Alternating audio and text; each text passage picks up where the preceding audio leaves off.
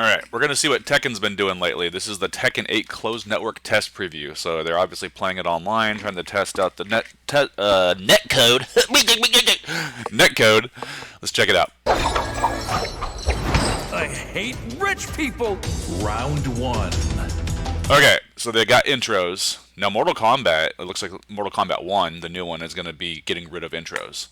I didn't remember if Street Fighter 6 has intros, because I haven't played the actual game, I just played the demo. But this has intros, that's interesting, but they're nice and quick. Obviously the graphics already look freaking awesome. Fight. I've greatly enjoyed the fighting game Renaissance. They're still keeping that 3D space? Ugh. I mean, I guess they have to as Tekken, and I guess, like, Virtua Fighter has to do it too, but I hate that 3D space. Like, I can't do it anymore. That's why I like the new Mortal Kombats and Street Fighters. Over the last few years. Between the success of Guilty Gear Strive and Street Fighter 6, and the general improvements to netcode across the board, the genre seems to be at its strongest since the arcade days. And after my time with the first weekend of Tekken 8's closed network test, it seems primed to bring the heat to a Okay, so new IGN actually got access to the test, so that's cool. Costumes look cool. I mean, she's fighting in a dress. generation, despite a few hiccups that can hopefully be attributed to normal pre-release obstacles. Very colorful. They're keeping like that whole Tekken color palette style when they fight. I'll show you. Both strongest in the universe.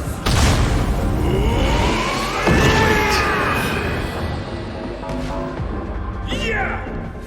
In our earlier preview, IGN's Mitchell Saltzman covered the new mechanics introduced with the Heat system, noting that it doubled down on the uniqueness of each character. I'm happy to report that this holds true with the characters that have been added since the build he played, although they've simplified the Heat system just a bit. Instead of It definitely plays like Tekken. That's the thing, like, all these games that we grew up playing as fighters, they still play the same. They still have, like, that same style. certain moves using stocks of your gauge, both Heat drives and Heat smashes now just use the rest of your bar. It's still a lot to wrap your head around, but thankfully, the closed test included a quick tutorial to run down these changes. Given the limited time available for the closed network test, I've tried to focus on some of the newly added characters, specifically Lily and June. Lily, my main from Tekken 7 other than Armor King, is well known to be one of the most evasive characters in the series, with a fantastic sidestep, tricky launchers, and even a command hop that can be followed up with either a low or a mid attack, forcing you to guess if you need to block standing or crouching. Going into Heat mode in Tekken 8 boosts her evasiveness. I don't think I'll be playing Tekken 8. And I've dropped games like Dead or Alive, even like Marvel vs. Capcom 3. Like, I dropped that game pretty early. Even Street Fighter 5. I mean, I still want to get down on it, but Street Fighter 6 is out, so it's kind of like, eh. Letting you use her command hop twice in a row by holding the button down, and using these hops actually increases your heat meter, meaning you can keep your offense going for longer. She can also use her Heat Smash, the high damage ender you can use to end Heat mode, from her back-turned stance as a low attack, giving her multiple ways to land big damage. Another character that stood out to me was Jun Kazama, returning in her first canon appearance since Tekken 2. She can use powerful attacks in strings at the cost of her own life bar, but if you activate Heat mode, you can use those moves freely I think without these damaging costumes yourself, that they freaking put in this game are great. They're really good. and even do extra healing, giving her an extremely powerful toolset with no drawbacks for a limited time.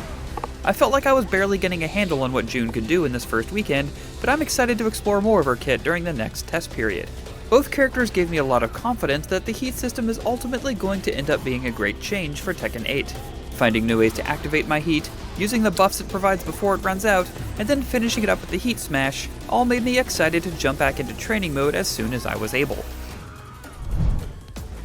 Unfortunately, what had me less excited across the board was the online performance.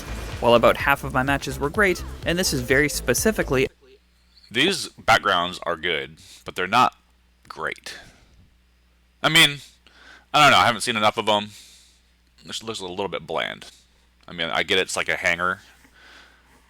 I just need more going on back there. a network test, some of the connections were downright For a rough, next-gen game. Come especially on. against Wi-Fi warriors, with rollback artifacts and hitching both present.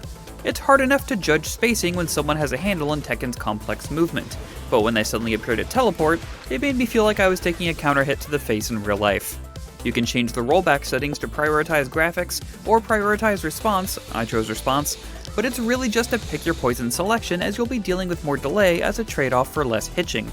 There was also an issue with stage transitions where they would hitch almost without fail. I'm not sure if this was a network issue or a performance issue, but it was very distracting nonetheless. Thankfully, Man, the connection they're doing screen stage was transitions like in Mortal Kombat 5 or Mortal Kombat 3. I mean, Mortal Kombat 2011 did that too, didn't it? Stage transitions. I'm pretty sure it did. Yeah, I think it did. a Wi-Fi indicator so you can avoid those players altogether if you wish, and as with all fighting games, I would strongly recommend plugging in an Ethernet cable, but that won't stop all of the online issues as matchmaking was also a bit spotty. If you're not using an Ethernet cable on a game console online these days, what are you doing with your life? Seriously. Stretches of time would go by where matches would fail to connect repeatedly, or not match me with anyone at all. Game director Katsuhiro Harada tweeted over the weekend that this was a known bug. And again, I must stress that this is a network test, and is designed to work out kinks they find with online play, so hopefully this will be remedied in the final release. But I can only relay my experience, which was not always optimal. That's good. That'll help fix the game. After a few days of learning a few things, getting the ever-loving tar beat out of me, and then managing to squeak out some wins, I'm even more excited for Tekken 8's final release.